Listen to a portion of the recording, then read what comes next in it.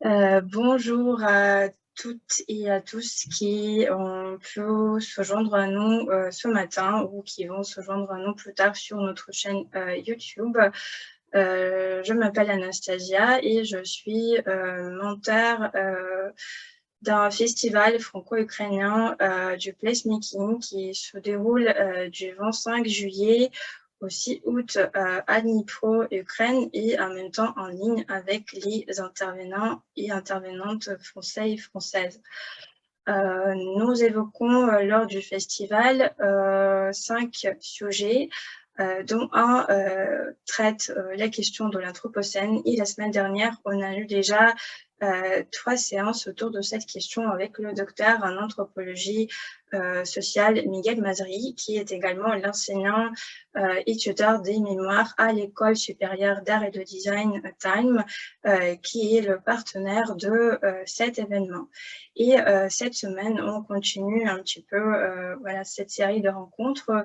Et aujourd'hui, on accueille Yann Repieux-Dupont, qui est Climate Policy Advisor.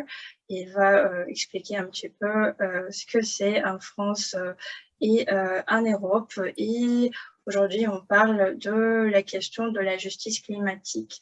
Bonjour Yann, la première question que je te pose, pourrais-tu nous expliquer un petit peu plus en détail le concept de la justice climatique?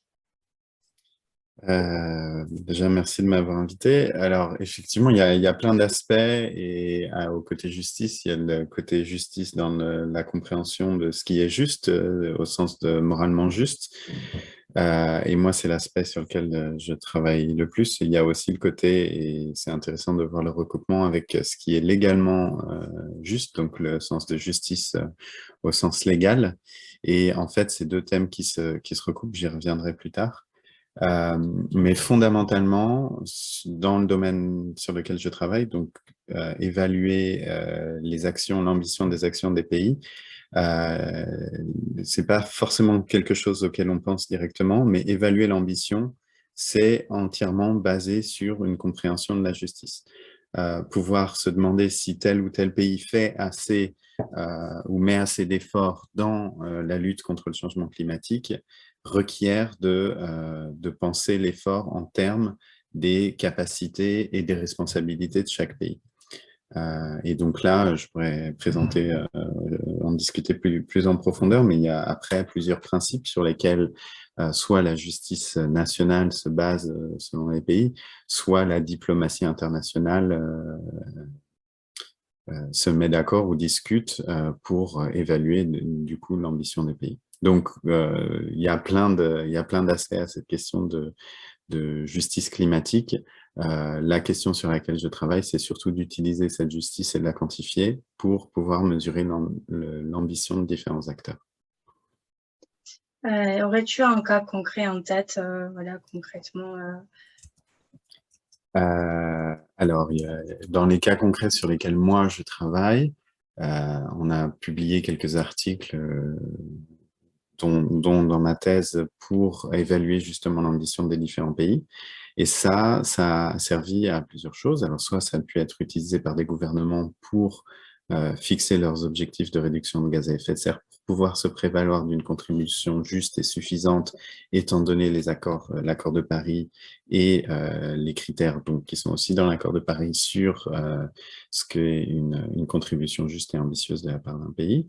Ça sert aussi à conseiller les négociations entre les gouvernements, donc de conseiller les équipes diplomatiques sur, par exemple, ce que serait une demande juste ou commensurée envers un autre pays, étant donné l'action qui est dans le pays de cette équipe diplomatique.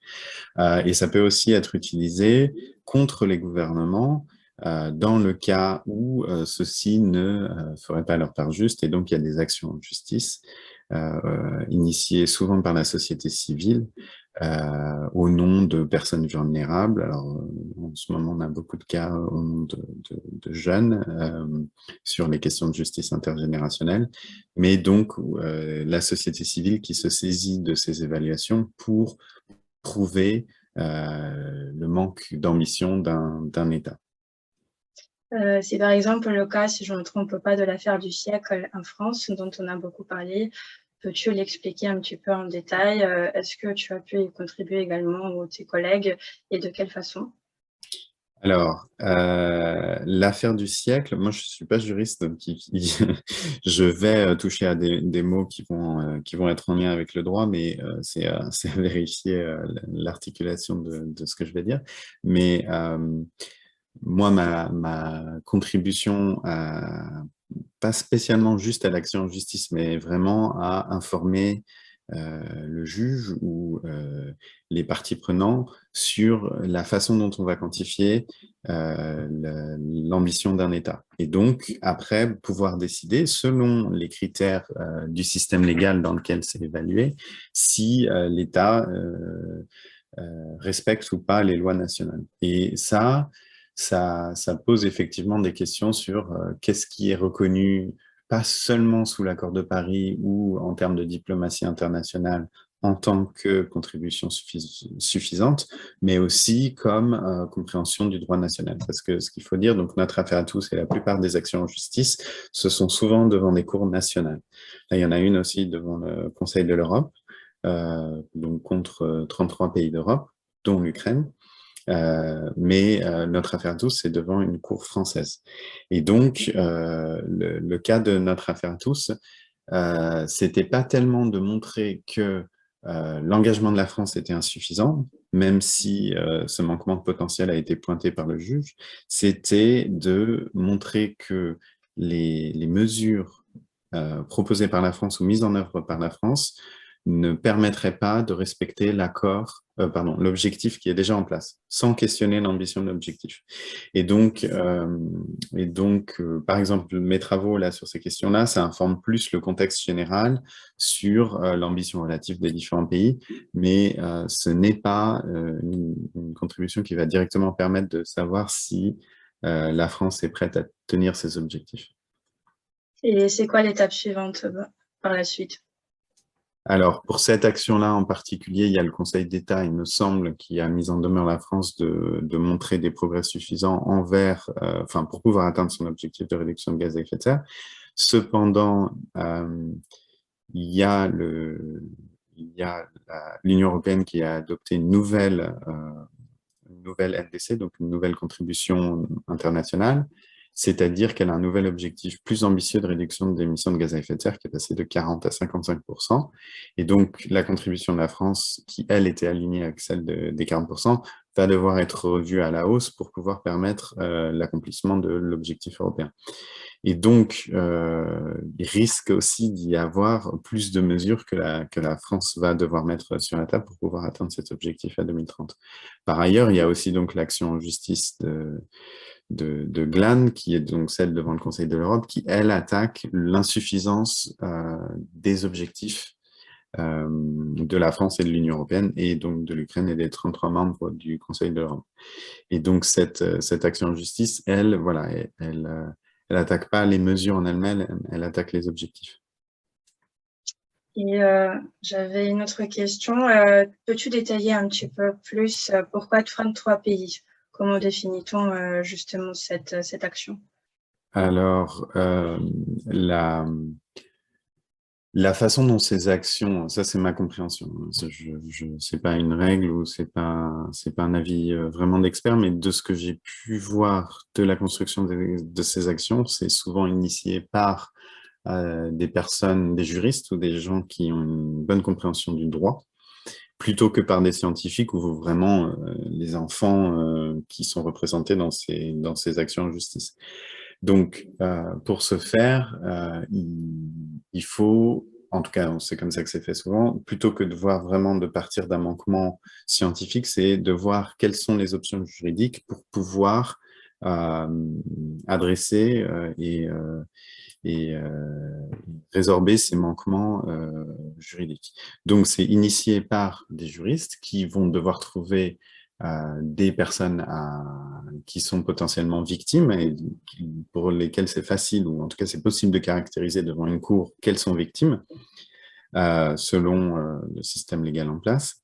Et donc, dans le cas de l'action contre les 33 pays d'Europe, la législation qui est utilisée, c'est celle de la Cour européenne des droits de l'homme, et il me semble que ces 33 pays sont les 33 pays, enfin pays ou parties, parce qu'il y a l'Union européenne, font partie sont signataires de cette convention et donc sont potentiellement attaquables sans cette juridiction.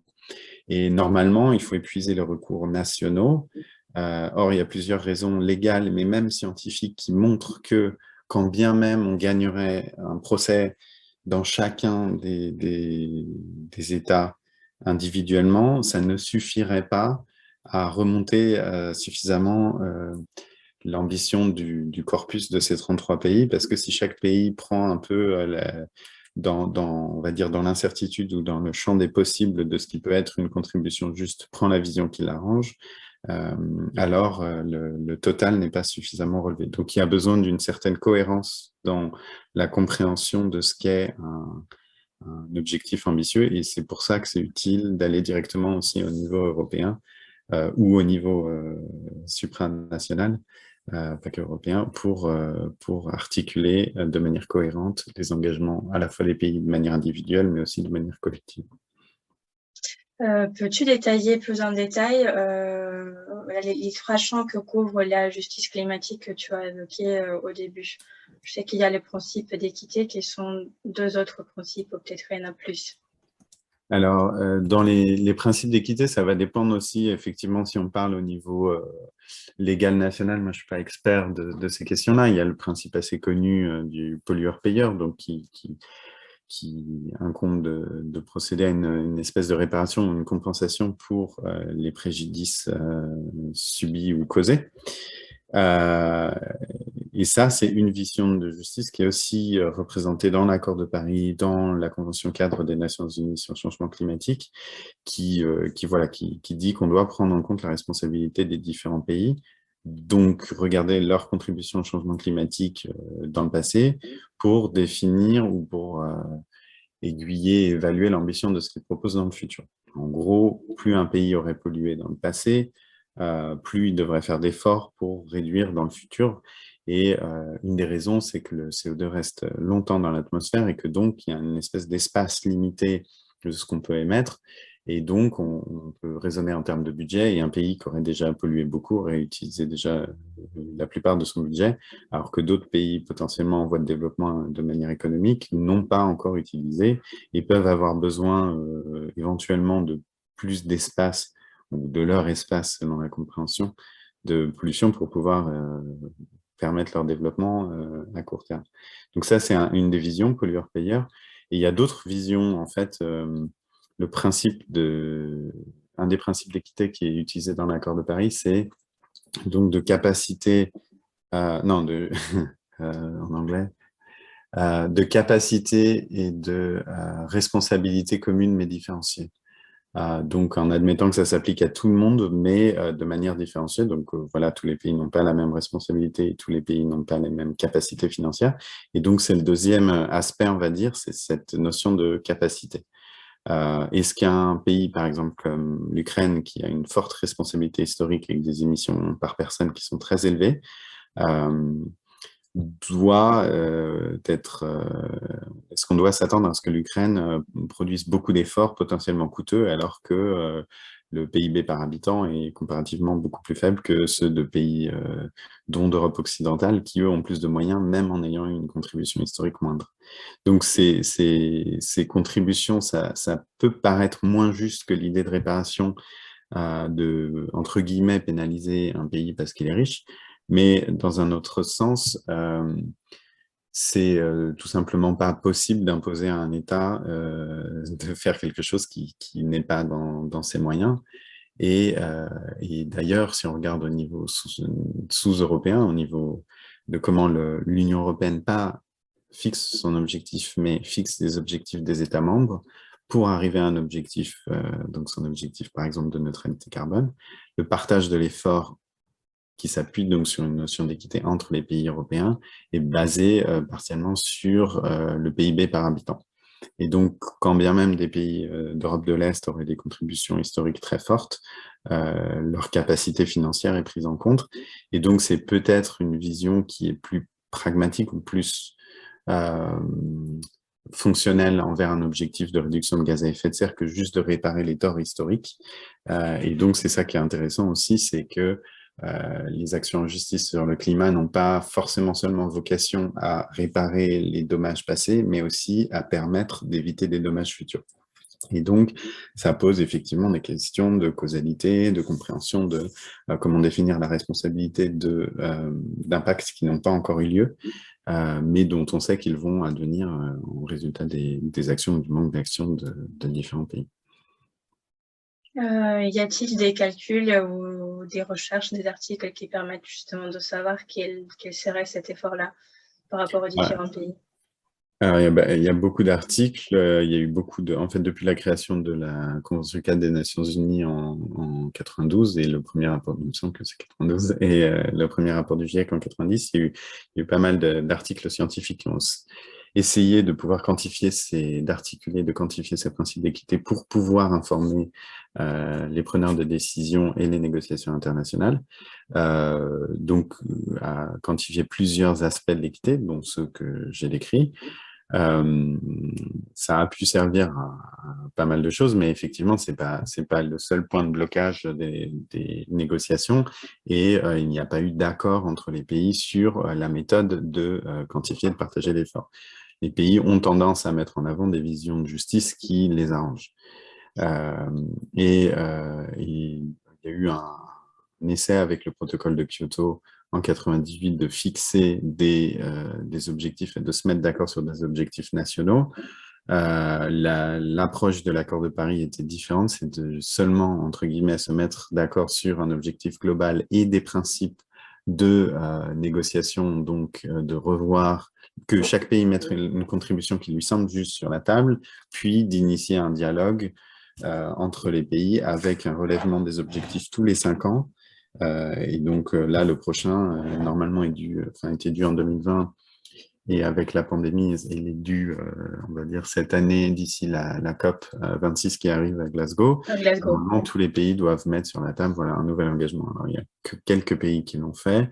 L'Union européenne, nos travaux, nous, on essaye de combiner différents principes d'équité pour avoir une métrique de l'ambition qui reflète différents points de vue.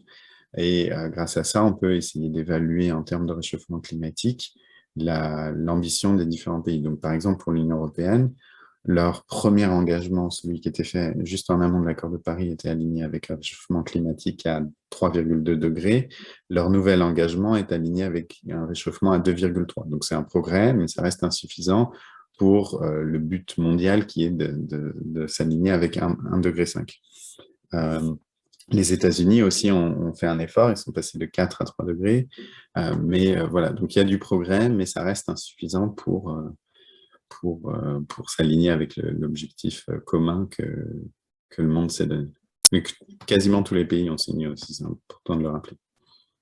Et en parlant de l'accord de Paris, peux-tu nous montrer la plateforme, la carte que tu as développée, Paris Security Check, et expliquer un petit peu le principe de son fonctionnement? Alors, effectivement, j'essaie de partager.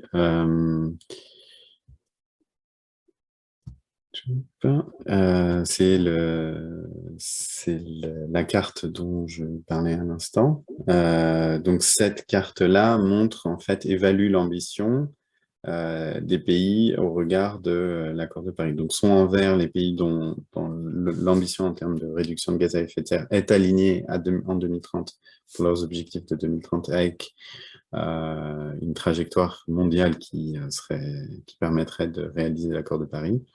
Et donc là, comme je disais, on peut voir que l'Union européenne est alignée avec un réchauffement climatique à 2,3 degrés, les États-Unis avec 3 degrés, le Canada 3,4.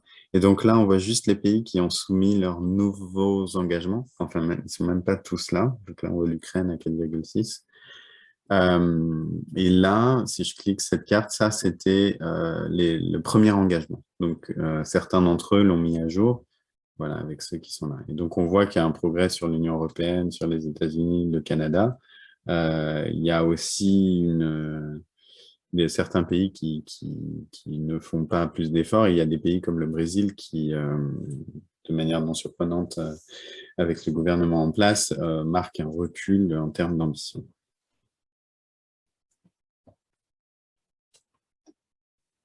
Et on va peut-être reparler directement de la deuxième carte à co-développer, pareil si je ne me trompe pas, Climate Analytics, là où tu travailles en ce moment, qui est de Climate Action Track. C'est quoi son principe et dans quel but cette plateforme a été développée? Est-ce qu'il y a le lien déjà entre, parce que moi je trouve qu'il y a certaines ressemblances entre Price Equity Check et Climate Action Tracker, donc c'est quoi les principes?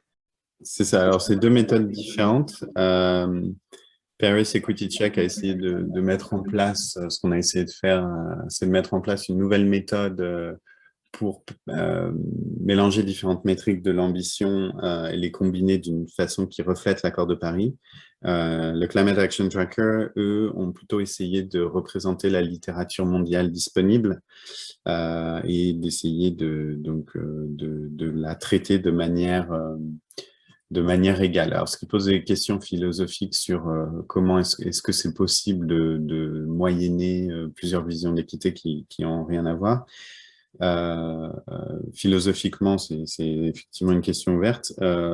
Par contre, c'est assez utile pour les actions en justice, le fait de ne pas trancher ou d'utiliser juste la littérature un peu telle qu'elle est.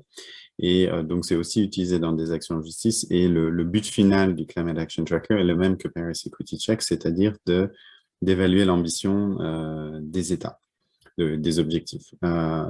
Alors, eux ne se limitent pas à ça. Ils font aussi de l'évaluation des politiques actuelles. Donc, ils montrent aussi vers où mènent les politiques actuelles des différents États, et on peut voir aussi voilà, où en sont les projections, et pas juste les objectifs. Et une autre chose qu'ils font, c'est d'évaluer le réchauffement climatique mondial, étant donné la somme des engagements de tous les pays. Donc là, on verrait par exemple que si les pays respectaient leurs engagements, on s'attendrait à un réchauffement climatique autour de 2,4 degrés. Seulement leur politique en place et donc les projections nous mènent plutôt à 2,9. Donc là, on voit que comme la France, les mesures en place, a priori, ne permettent pas d'atteindre les objectifs fixés. Mais voilà, tant les objectifs que les politiques publiques en place sont très insuffisantes pour le but de limiter le réchauffement climatique à 1,5 degré, sachant qu'on en est déjà à 1,2. Peux-tu nous faire une petite démo si on va chercher l'Ukraine sur la carte et quelles sont les infos qu'on pourrait trouver?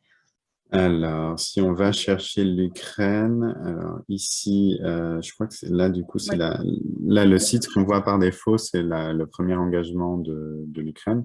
Donc là, c'est un graphique un peu compliqué. En noir, on a les émissions historiques. Les champs multicolores qu'on voit dans le fond montrent là où devrait être l'Ukraine en termes d'émissions pour s'aligner avec l'accord de Paris. En violet, ce sont les projections suite au Covid, donc les projections d'émissions pour l'Ukraine. Là, on voit la très très forte décroissance des émissions suite au retrait de l'Ukraine de l'Union soviétique, sa sortie, et on voit les différents objectifs annoncés qui sont insuffisants, mais les politiques en place, elles, semblent pouvoir faire mieux que les objectifs annoncés. Et là, on voit qu'il y a une mise à jour de l'engagement de l'Ukraine, qui est donc ici, qui n'a pas mis officiellement, mais qui a annoncé un plan. Donc tout est en anglais, hein, mais voilà, qui évalue déjà un petit peu vers quoi le nouvel engagement mènerait. Donc là, plutôt 332 à 385 mégatonnes d'émissions contre 544 avant. Donc un progrès qui est mis en avant par l'Ukraine dans ce cas-là. Et puis pour Paris Equity Check, c'est pareil, on peut aller voir les Dated NDC. Et là, on voit où est l'engagement de l'Ukraine ici, donc à 90% en gros des émissions de 2010, c'est exprimé par rapport à 1990, qui serait pour le coup, vu que l'Ukraine avait des émissions très importantes à l'époque, un engagement de réduction de 64%. Mais voilà un peu la relation entre les émissions de l'Ukraine sur la partie verticale et le changement climatique, l'ambition globale sur la partie horizontale. pour être aligné avec 1,5, il faudrait que l'Ukraine réduise de 85% par rapport à 1990. Ou par rapport à 2010 de 65%. Donc voilà un peu les différentes métriques qu'on a pour évaluer l'ambition à la fois des objectifs et des politiques publiques qui sont en Ukraine. Donc là, sur le Climate Action Tracker, il y a une petite analyse des politiques publiques qui sont déjà en place. On peut naviguer sur le site et aller voir, je vais retourner là, soit voir quels sont les engagements actuels, voir qu'est-ce que serait une contribution juste, quelles sont les politiques en place actuelles dans les différents secteurs, etc. Et qui s'occupe des recherches qui sont menées afin d'alimenter cette plateforme et quelles ont été tes recherches à toi pour créer Paris Security Check aussi.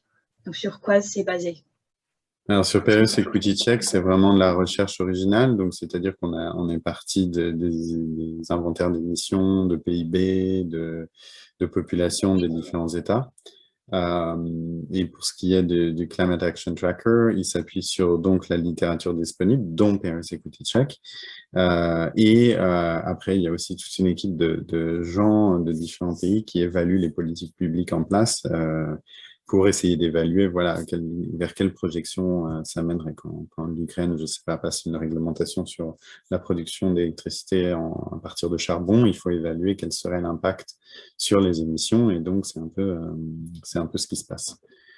Donc pour le Climate Action Tracker, c'est vraiment toute une équipe qui essaye de mettre à jour ça de manière assez régulière et de suivre l'actualité de ce qui se passe dans le pays en termes de politique climatique.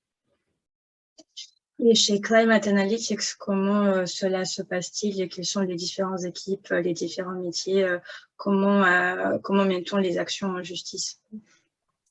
Alors les équipes, en fait les actions en justice c'est assez récent, donc Climate Analytics, comme d'ailleurs c'est pas la seule entreprise à être contactée, mais comme d'autres, est de plus en plus contactée pour donc vraiment partager cette expertise de l'évaluation de la science climatique pour informer de l'ambition des pays. Donc c'est vraiment c'est vraiment une mission d'information en tant qu'expert indépendant pour le juge. Et du coup, la structure de Climate Analytics, elle ne tourne pas du tout seulement autour des actions de justice, c'est toute une mission de conseil aussi pour les négociateurs des pays les moins avancés, des pays moins avancés, les petits États insulaires. Donc, il y a un conseil diplomatique, il y a une évaluation de scénarios de décarbonisation par secteur. Enfin, il y a toute une expertise qui est développée aussi autour des solutions possibles, autour de l'évaluation de l'ambition, mais c'est assez vaste le champ d'application des travaux que font Climate Analytics. Oui, comment cela se passe? Comment on vous sollicite? Je vais poser peut-être une question assez naïve. L'Ukraine, qui n'est pas tout à fait au point sur ses ambitions climatiques, plutôt sur ses actions vis-à-vis de l'urgence climatique, y a-t-il une possibilité d'engager quelqu'un d'extérieur pour développer ce genre de stratégie d'action ou pas? Alors effectivement, il y a plusieurs sections. Il y a une section effectivement sur l'Ukraine où là, quand les politiques publiques sont évaluées, il y a aussi des indicateurs qui sont fournis comme indicateurs de référence et les différentes opportunités qui pourraient s'offrir à l'Ukraine. Il y a là la mise en place aussi de plus en plus d'interprétation de ce que disent les scénarios du GIEC qui sont souvent à grande échelle pour ce que ça pourrait dire à des échelles plus petites, dont celle de l'Ukraine. Et après ça, il y a des rapports aussi sectoriels sur quand est-ce qu'il faudrait la fin du charbon, par exemple, dans le monde, ou même des considérations, on va dire, plus sociales sur des exemples ou des éléments pour des questions de transition juste, c'est-à-dire comment traiter le changement de secteur d'une économie, c'est-à-dire de fermer toutes les centrales à charbon. Comment est-ce qu'on peut gérer les impacts sociaux de cette fin programmée de certaines compétences et de certains métiers. Et si on va parler de la responsabilité de différents États, la question qu'on a évoquée tout à l'heure, qui est effectivement la dette de l'Ukraine, qui est assez importante vis-à-vis de voilà, des questions historiques. Or, le budget tel qu'il est, le gouvernement tel qu'il est, il n'est pas en mesure d'effectuer des actions vis-à-vis de l'urgence climatique, des actions en tout cas suffisantes.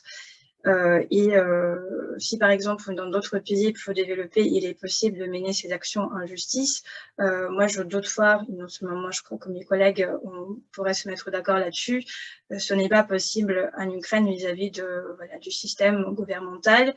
Et la question que nous on se pose, que moi je me pose aussi personnellement, c'est y a-t-il un moyen, peut-être une question plus utopique, d'agir non pas à l'échelle du gouvernement, mais à une échelle plus petite en tant que citoyen, citoyenne. Parce que je sais que, et c'est aussi ce que tu as évoqué tout à l'heure, en France, les actions en justice qui ont été menées, elles ont été menées par 3 ONG assez importantes voilà, dans le pays, ce qui relève quand même de l'action citoyenne.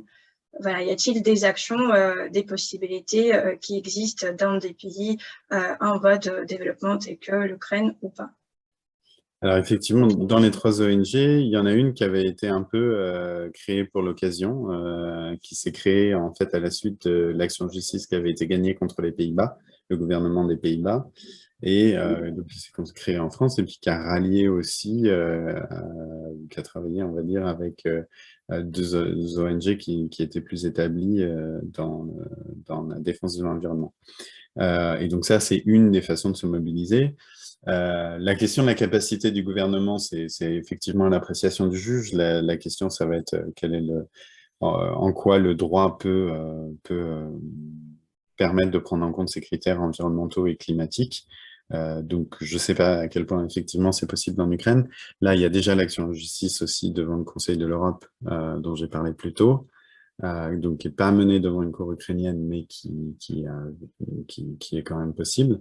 Et après, effectivement, au-delà des actions de justice, il y a plein de choses qui peuvent être faites, soit par des acteurs sous-nationaux, les villes, les régions, c'est un peu à la fois on va dire l'intérêt de la lutte contre le changement climatique et son problème principal ou sa difficulté principale qui est que ça a trait avec toutes les activités. C'est tout ce qui demande de l'énergie, donc quasiment la totalité de nos activités de transport, de production, d'industrie, de chauffage et tout ça, mais même aussi de l'agriculture. Et donc du coup, ça veut dire qu'à la fois, c'est un gros problème parce qu'on ne peut pas se passer de ces secteurs-là, mais à la fois, il y a des choses à faire un peu partout et à toutes les échelles, et à la fois du côté technique, du côté financier aussi, du côté de l'évaluation de l'impact de chacune des mesures ou de chacune des activités qu'on fait en termes climatiques. Et ça permet aussi beaucoup de créativité et beaucoup d'efforts sans argent. Et d'ailleurs, il y a plein de mesures qui sont mises en avant par la recherche comme étant un coût négatif. Alors, ça dépend des horizons qu'on regarde, mais par exemple, le charbon est souvent plus cher que des énergies renouvelables. Donc, l'Ukraine aurait probablement aussi intérêt économiquement parlant, à faire une transition. Mais c'est vrai que ça demande de penser différemment, ça demande de gérer la transition, comme je le disais avant, ça demande des investissements.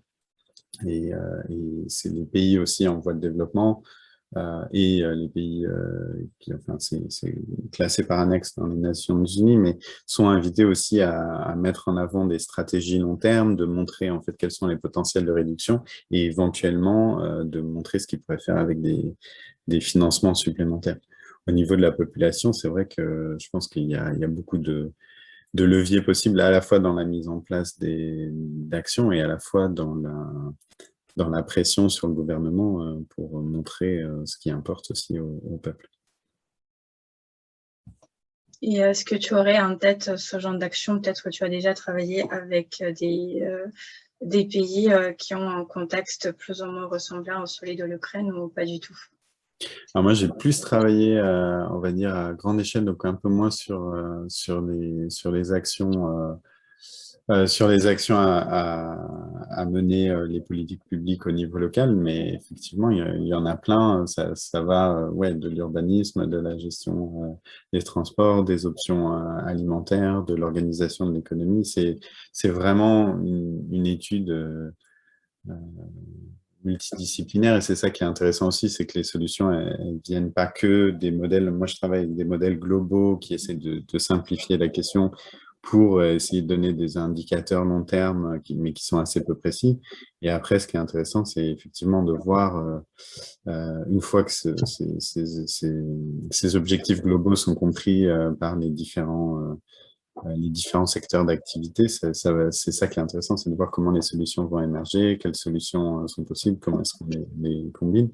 Mais effectivement, c'est important de porter déjà cette urgence et cette importance dans les différents corps de métier qui ne se voient pas forcément initialement très proches de ces questions-là. Alors, ça avance trop doucement, mais ça avance quand même. L'une des dernières questions que je vais te poser, on en a beaucoup parlé durant nos précédents échanges, interventions cette semaine et la semaine dernière. Le rapport du GIEC, le dernier rapport du GIEC qui en tout cas pour moi, assez alarmant. Moi, je trouve qu'il y a trois réactions que je vois autour de moi, de la part de mes collègues, amis, proches, en Ukraine et en France. Il y a ceux et celles qui se retrouvent dans un certain état d'apathie en disant voilà, on ne peut plus rien faire. Il y a celles et ceux qui qui disent que cet objectif-là, il n'est plus atteignable du tout.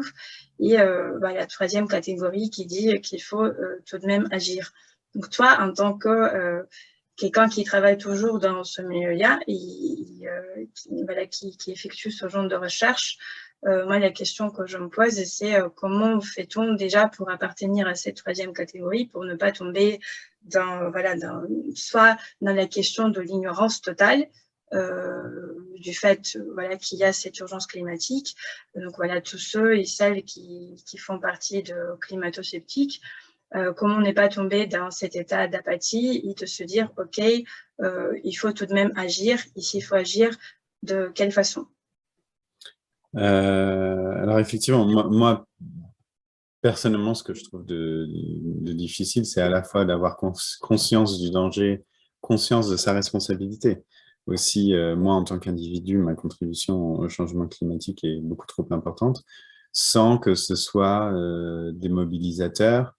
Et donc, là, c'est une question personnelle aussi, où chaque personne doit pouvoir trouver comment un peu à la fois continuer d'essayer sans pour autant être complètement anéanti par à la fois l'ampleur de ce qu'il faut faire et l'incertitude quant à ce qui va se passer, et même de ce qu'il faut faire et de la suffisance des actions à mettre en œuvre pour éviter les impacts.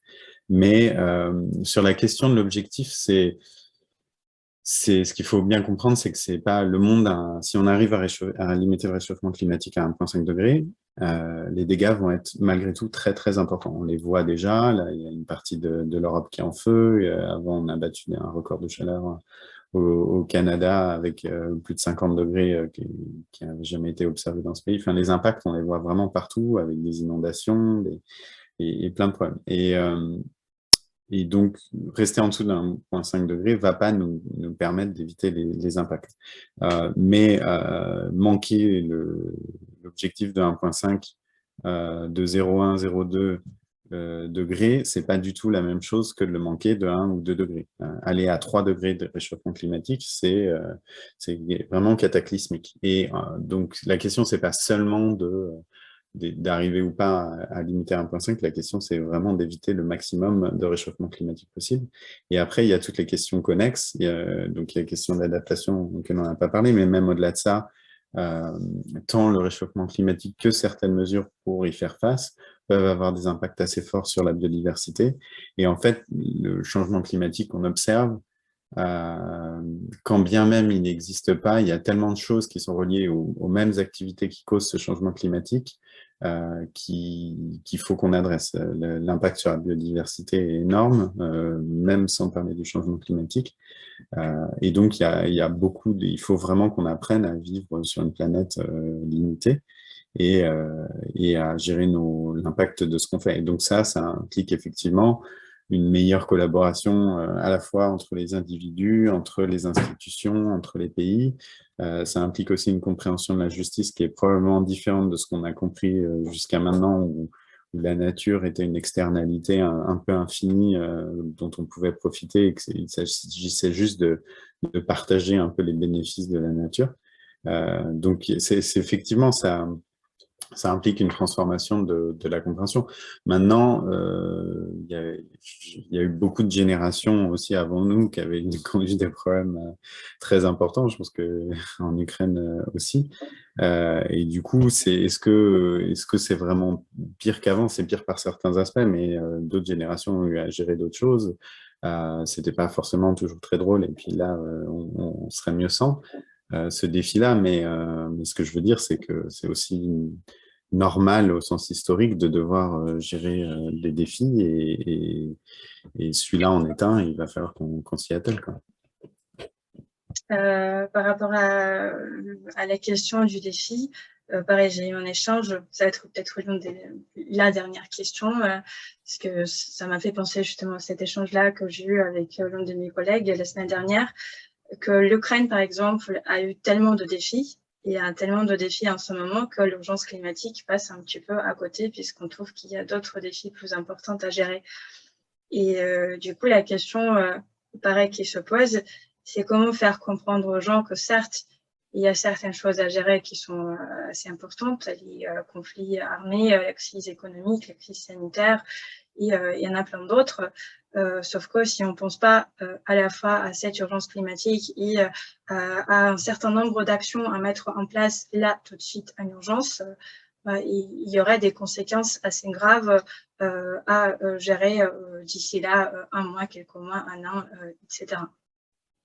Oui, oui, non, c'est normal. La question de la prioritarisation des objectifs, elle est évidemment réelle, surtout pour des pays moins riches. Et c'est aussi pour ça que les pays avec le plus de moyens doivent apporter un soutien, donc financier, aux autres pays.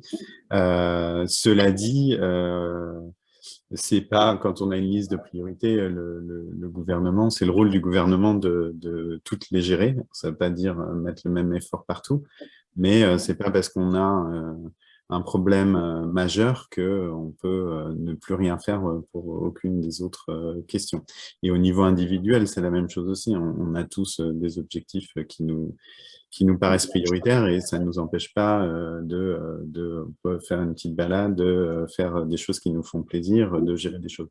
Et enfin, au-delà même de la question de l'effort à partager entre tous ces objectifs, il y a aussi juste des fois, encore une fois, le fait qu'il y a plusieurs façons de faire quelque chose et ça ne demande pas forcément plus d'effort de le faire bien, mais ça veut juste dire qu'il faut qu'on le prenne en compte au moment de prendre une décision.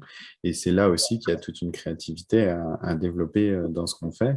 Et puis, il y a des questions après aussi au niveau individuel, au niveau même sociétaux, de questions d'envie, de qu'est-ce qui nous rend vraiment heureux et en quoi est-ce que parfois des objectifs qui impliquent moins de pollution peuvent nous rendre aussi voire, plus heureux.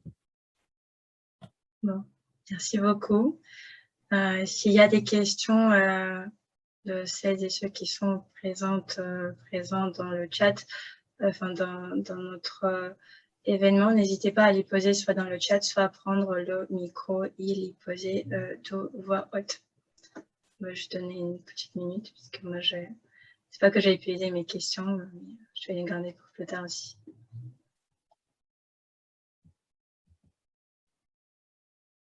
Bon, il y a peu de questions. Bon, merci beaucoup Yann d'avoir partagé cette expérience avec nous aujourd'hui.